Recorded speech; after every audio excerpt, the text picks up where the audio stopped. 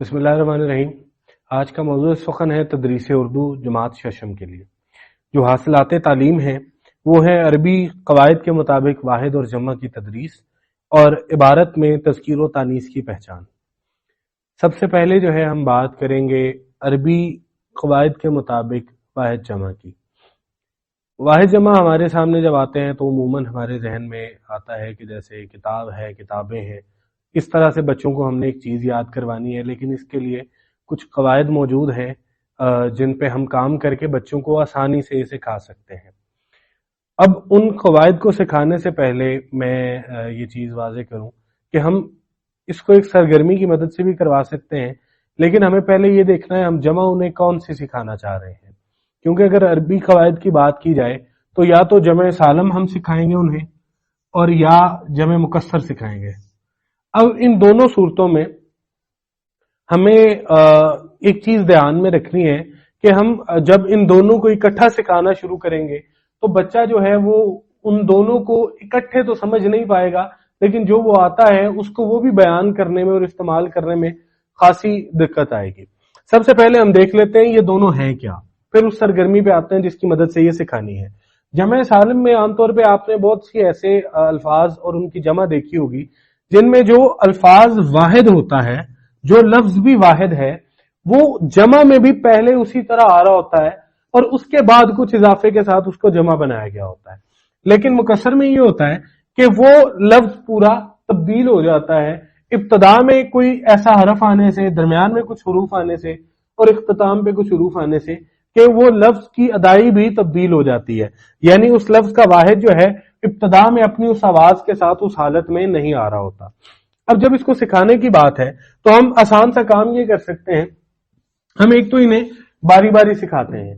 बारी बारी सिखाते हुए हम मिसाल के तौर पे एक लफ्ज है जो हम लेते हैं मुजाहिद और दूसरा लफ्ज लेते हैं खातून, और मैं ही आपको मिसाल दे रहा हूं कि इसको आपने अलग अलग क्यों सिखाना है और इसी की मदद से यही वो तरीका है जिससे हम सिखाएंगे। मिसाल के तौर पे मैंने जमे सालम पहले सिखानी है, उसके बाद मुकस्सर सिखानी है, यानी दोनों को इकट्ठा नहीं सिखाना। अब मुझे ये समझने की जरूरत है ये सालिम में आता है या ये सालिम में आता है। हम उसकी जमा करके देखते हैं। अरबी में जो कायदा है उसके मुताबिक और जो उर्दू में हम जमा करते हैं उन उसूलों के मुताबिक मैं एक चीज वाज़ेह करता हूं। मिसाल के तौर पे ये मुजाहिद है और जिसका मैं जिक्र कर रहा था, और उसमें हम ये जमा जब तहरीर करते हैं तो मैं जिस चीज का जिक्र कर रहा था कि वो लफ्ज तकरीबन अपनी असल आवाज के साथ, वाहिद की आवाज के साथ वहां मौजूद होता है। यानी मुजाहिद से मुजाहिदों हुआ है तो मुजाहिद यहां पे लफ्ज असल मौजूद है, यानी ये सालम है, ये जमे सालिम है। हम क्या करेंगे, हम जब भी सिखाते हैं तो आमतौर पे ये होता है मुजाहिद और मुजाहिदों, हम बच्चे को ये सिखाएंगे यहां से बनाने के तरीके से। जैसे मिसाल के तौर पे सबके आगे ये वाव और नून गुन्ना तो नहीं आएगा। ऐसी सूरत में क्या होगा, इस मिसाल को हम बाद में देखते हैं। जैसे एक और मिसाल है किताब। अब यहां पे क्या होगा, वाव और नून गुन्ना नहीं आ रहा। कुछ ऐसे अल्फाज हैं जिनमें ये और नून गुन्ना आता है, जैसे इसका होगा किताबें। अब सिखाने का कुलिया क्या है, इसमें हमें ज्यादातर अहले जुबान को उनकी पैरवी करना पड़ती है ज्यादातर चीजों को समझने के लिए।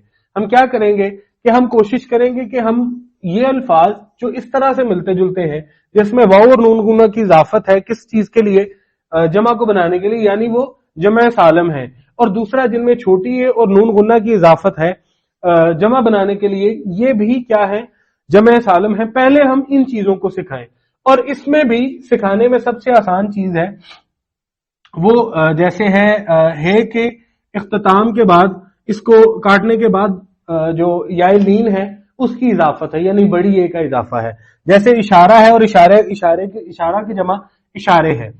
अब जब हम ये चीजें अलग अलग सिखाएंगे तो बच्चे के जहन में पहले ये चीज आएगी कि ये सालिम यानी अपनी आवाज के साथ मौजूद है। वो जब इनकी मश्क कर रहा होगा तो मश्क करने में आधा काम तो उसका यहीं पे हो जाएगा। हमें काम करना पड़ेगा वाव नून गुना और छोटी ए और नून गुना पर।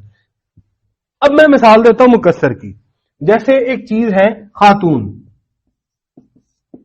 अब इसकी जमा जो है वो खवातीन है। یہاں پہ خاتون چونکہ ابتدائی مکمل آواز نہیں آ رہی، یہ تبدیل ہو رہی ہے، تو یہ کیا ہے؟ یہ جمع مکسر ہے بھی مؤنث میں، یہ جمع مکسر ہے، اور اس کو ہم ان کے ساتھ جب سکھائیں گے تو بچہ اگر ان دونوں کو سمجھنے لگا ہوا ہوگا تو وہ یہ ایک مکسر کو سمجھنے سے قاصر ہو جائے گا۔ ہم ابتدا میں کیا کریں؟ اس ملتی جلتی چیزوں کو سکھائیں، اور ان کو سکھانے کے لیے سب سے آسان جو طریقہ ہے وہ یہ ہے کہ آپ سٹیکی نوٹس تیار کریں۔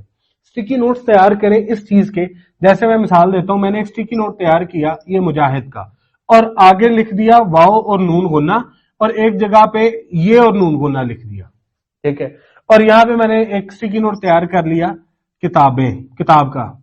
اچھا، اب کیا ہوگا؟ ایک واحد کا ہے اور دوسرا یہ اضافے کا ہے۔ ان سٹیکی نوٹس کو میں نے آمنے سامنے لگوانا ہے۔ میں مثال کے طور پہ غلط کر کے یہ لگا دیتا ہوں تو یہ مجاہدیں تو نہیں ہوگا، اور کتابوں تو کسی صورت پھر بھی بنتا ہے، لیکن مجاہدیں نہیں ہو سکتا۔ ایسا کیا ہم اس میں کریں گے کیا کہ بچوں سے سٹیکی نوٹس کی آمنے سامنے جیسے ہم میچ دا کالمز کرتے ہیں اس طرح سے ایک ترتیب لگوا لیں گے، جس سے کیا ہوگا کہ اہل زبان کی پیروی کرتے ہوئے ہم انہیں یہ بھی سکھا لیں گے، اور پہلے ہم سالم سکھانے کے بعد مکسر کی طرف جا سکتے ہیں۔ جی، اگلی چیز اس میں ہمارے پاس ہے عبارت میں تذکیر و تانیث کی پہچان اور ان کا استعمال۔ یہ چیز سکھانے سے پہلے میں ایک چیز واضح کر دوں کہ عموماً ہم نے بہت سے ایسے کلیات جو ہیں وہ دیکھے بھی ہوں گے، سنے بھی ہوں گے کہ عام طور پہ ہمیں کہا جاتا ہے جن الفاظ کے آخر میں الف آتا ہے وہ مذکر ہیں، اور جو یائے مجہول ہے وہ جن کے آخر میں چھوٹی ہے جسے ہم کہتے ہیں وہ آتا ہے وہ مؤنث ہے۔ تو پھر اس میں یہ جو ایک لفظ ہے یہ، اور یہ دھوبی، بھائی اور دھوبی، یہ دونوں مذکر ہیں، حالانکہ دونوں کے آخر میں چھوٹی یہ آتا ہے۔ ہم عموماً ان چیزوں پر انحصار کر رہے ہوتے ہیں کہ ایسا کوئی کلیہ ہے اور اس کلیے کی مدد سے ہم بچوں کو یاد کروا رہے ہوتے ہیں۔ ہاں، کسی حد تک وہ ہمارے لیے معاون ثابت ہو سکتے ہیں، لیکن میں یہ چیز واضح کرتا چلوں کہ ایسا کوئی کلیہ موجود نہیں ہے جو تذکیر و تانیث کے حوالے سے ہمیں کوئی ایک واضح چیز بتا سکے۔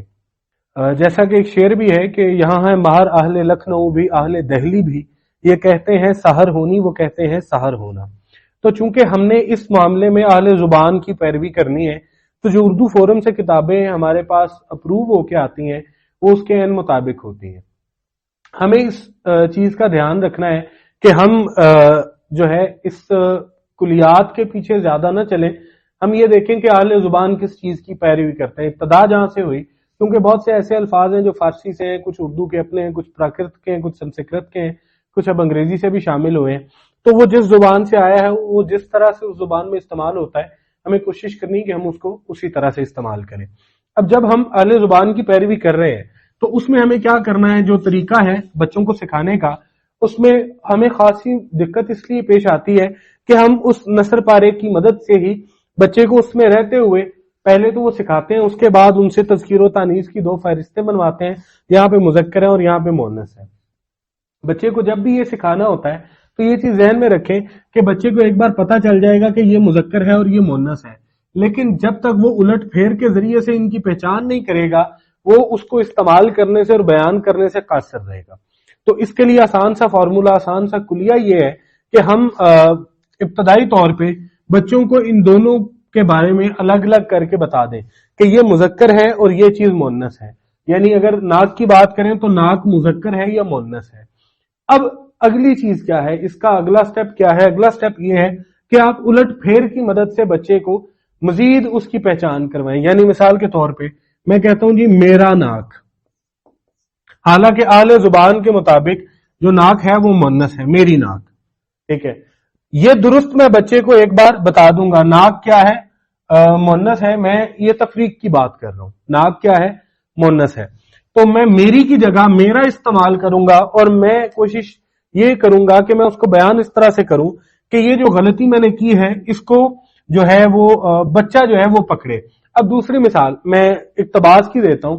مثال کے طور پہ اقتباس میں یہ ہوتا ہے کہ لکھ دیتے ہیں کہ میری والدہ گیا ہے، ٹھیک ہے۔ اب یہاں پہ میں نے مؤنث کے ساتھ اس چیز کا استعمال کیا جو مذکر کے لیے استعمال ہوتی ہے، تو میں اس کو جان بوجھ کر استعمال کروں گا تاکہ بچہ جو ہے اس کی مدد سے اس غلطی کو پکڑ سکے۔ جب تک وہ پکڑ نہیں پائے گا اس کا مطلب کیا ہے کہ وہ ان میں تفریق کرنے کے قابل، ان کو بیان کرنے کے قابل نہیں ہوا۔ اس کا آسان سا نسخہ یہ ہے کہ آپ جان بوجھ کر جس سبق میں آپ نے بچے کو یہ سکھانا ہے غلطیاں کریں، اور اس کے لیے آپ استعمال کیا کریں بعد میں تصحیح کے لیے۔ یہ بہت ضروری ایک چیز ہے۔ جب آپ اس کی درستی کرنے لگیں تو آپ کوشش کریں کہ وہ چیز آپ اسی بچے سے لکھوائیں۔ جب وہ بچہ خود لکھے کہ یہ جو سرگرمی ہے اس کا مقصد یہ ہے کہ بچہ خود اپنے ہاتھ سے کرے اور اس چیز کو الٹ پھیر کے ذریعے سمجھنے کی کوشش کرے۔